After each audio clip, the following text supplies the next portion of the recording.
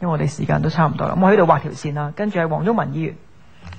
主席，物有本末，事有終始，知所先後，則近道矣。你老哥就啱啱開始，我哋就結束啦。呢一個委員會呢，今日係呢一屆立法會最後一日，咁我都唔想難為你，因為我哋都收工，係嘛？10月呢個新嘅一屆立法會有冇我哋份未知，不過我一定要話俾你聽，即係今日你就呢個有關教育政策範疇作出嘅簡報呢，就太過簡單啦，係咪？咁你都係即係啲幕僚幫你寫啲文件咧，照本宣科，根本大家都冇辦法討論到問題嘅，所以你都唔可以怪我哋有啲議員呢，係集中講嗰個國民教育同埋最近發生嘅呢個關於嗰個國情啊，即係嗰個即係叫做咩啊？嗰本嘢我即係我見咗幾頁之後，我都唔係好想睇嘅。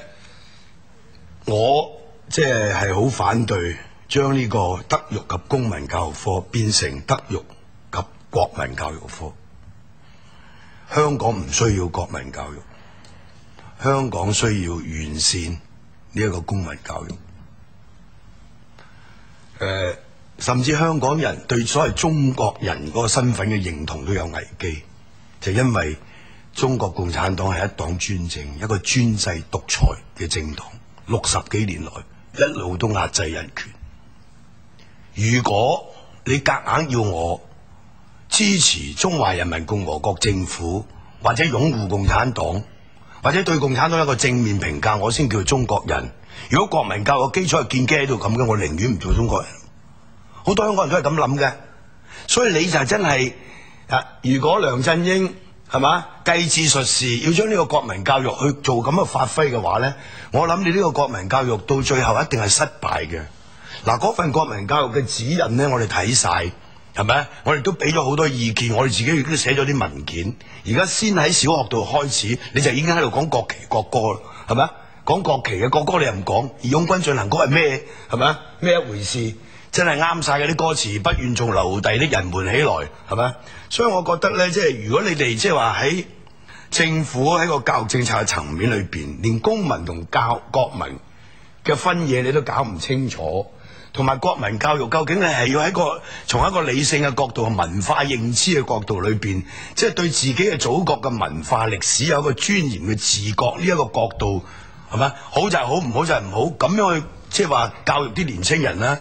抑或係全部係咪？從一個要鼓吹民族主義、愛國主義嘅呢一個角度出發咧，係咪？我哋睇呢嗰份國民教育指引就唔係呢一回事啦嘛。你唔係從一個理性文化認知嘅角度出發噶嘛，係咪？所以呢個問題好大嘅，所以胡適之先生當年講一句說話好有意思嘅。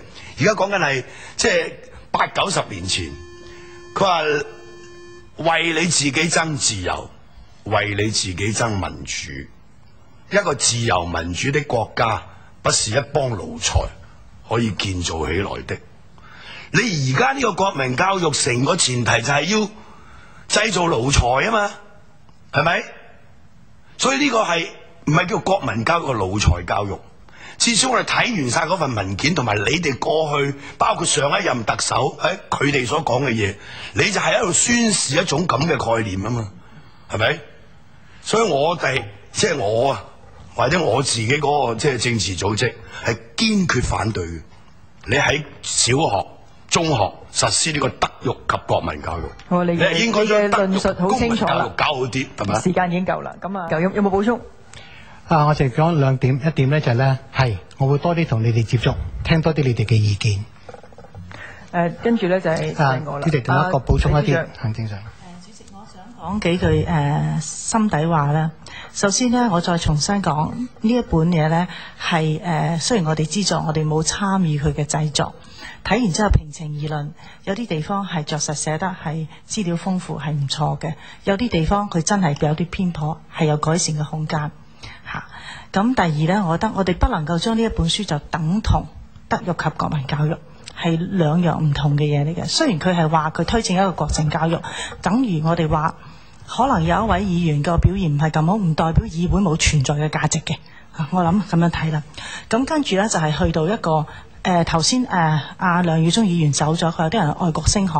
我唔知大家知唔知道咧？去到外國咧，天天都要唱國旗，天天都要唱國歌，天天都要升國旗嘅。外國同樣係有呢啲咁嘅教育嘅。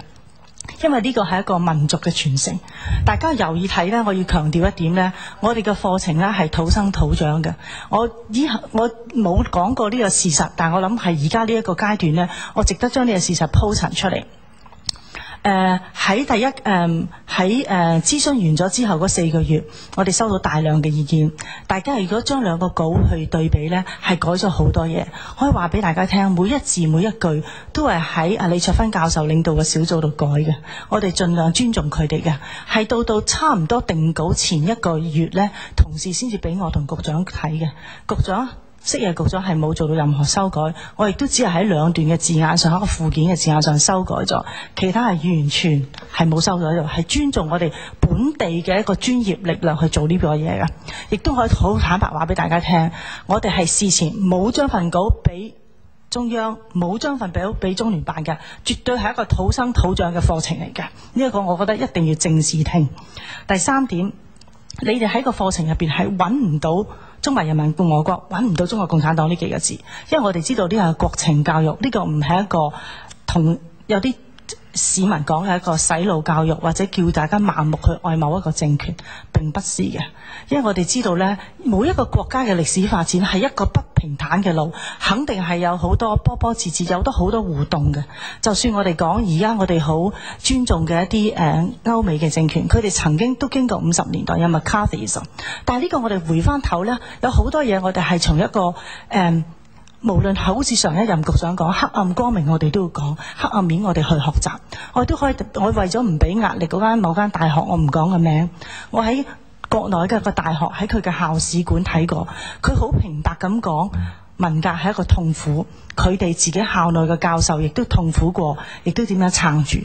而家開始內邊有啲學者亦都尊重翻呢個問題，所以我覺得我希望大家睇呢，我哋睇嘅國民教育呢係一個講嘅傳承問題。至於林大輝議員講嘅，我哋絕對願意係俾支援學校，但係亦都放心，我相信學校一定做得到。如果你將以前德育及公民教育，我好快2點，德育及公民教育同德育及而家個國民教育相比呢，係90% 類同，係得10% 啲嘢係新，嗰啲新係大部分係啲更新一啲新嘅發展嘅。到最後，我哋明白一定係要學校嘅協助。其實有啲學校同我哋講過話，喂，我念佛㗎喎，我道教㗎喎。好啦，唔緊要，你就用你嗰個從你個教義去出發講個德育，因為最後一點我想講呢，其實成個課程嘅核心係德育，然後從一個德育點樣由自己去到真係修身齊家治國平天下，由一個德育為核心，由自己家庭社群國家以至全世界貫穿嘅係德育嗰條線。好啊，最後就係我啦。嗱，呢本課程呢本手冊咁出名啦，咁喺公佈當日，喺局長回應當日呢，我就仔細都研究過嘅。頭先就聽咗大家評論啦，我都大開眼界。我哋成日講民主，民主最重要呢就包容唔同嘅意見、唔同嘅聲音。如果我哋話一本咁嘅書仔呢能夠達至洗腦，甚至有議員認為係批鬥文革復辟，或者用恐怖嚟形容呢，我就認為真係好偏頗咯個批評。當然你可以唔同意部分嘅內容可以指出，但係大家如果細心去睇，你可以批評佢哋講嘅中國模式，但係事實上喺世界上邊、喺國際上邊係有呢個討論噶嘛，亦都並不是完全係由國民教育中心或者佢編制嘅團體自己作嗰啲論述出嚟噶，係咪？寫到呢個係一個，而家我講緊啊，呢個係我嘅時間。講緊啲廢話嘛，呢個係我嘅時間。但係呢個係我嘅時間。點下啦？呢個係我嘅時間。嗱，請你俾翻我嘅時間我，好冇？點下？我自己發表我嘅言論啫。點下啦？我自己發表我嘅言論啫。你避下嫌點下啦？你係主席嚟㗎，你係行會成員嚟㗎。主席有自己嘅時間發言嘅，我已經容讓大家發，我梗係有睇啦。嘅地方就係講我嗰個中國模式啊嘛，大佬咩叫包容啊？你有冇請我寫教材啊？講嘢你點下啦，李慧瓊。嗱，我請你咧尊重大家發言嘅時間。嗱，我對你呢個言論咧，我認為被侮辱啦，我請你道歉啊！我請你道歉啦。嗱，咁啊，請大家評論呢一個事情係邊個唔尊重大家啦，係咪？我已經等到而家先至發言啦。咁我希望咧，大家咧可以公平公正去評論，嗱，唔係咧就講大家啱聽嘅咧就係公正，咁講一啲唔啱聽嘅說話就係偏頗。我承認呢度有啲嘅內容可能會引起大家唔同嘅諗法啊，或者大家認為會覺得佢意見單向一啲，但係並不等於佢講嘅嘢完全錯晒啊！裏邊都會講到好多係嗰個實際架構嘅模式，亦都引述咗中外嘅評論嘅。咁同埋加埋最重要就係其實呢個只係一本教材，咁薄薄嘅教材，學校有得揀。校長校監係嘛？林大輝嘅學校校監都話啦，佢未必揀噶嘛，係咪？老師亦都會加佢，冇錯，加佢自己嘅論述噶嘛。咁所以我希望大家咧都要聽翻社會上唔同嘅聲音咯。大家論述嘅係代表一部分聲音，我認為社會上亦都真係有唔同嘅聲音咯。咁我發言去到呢度啦。咁跟住。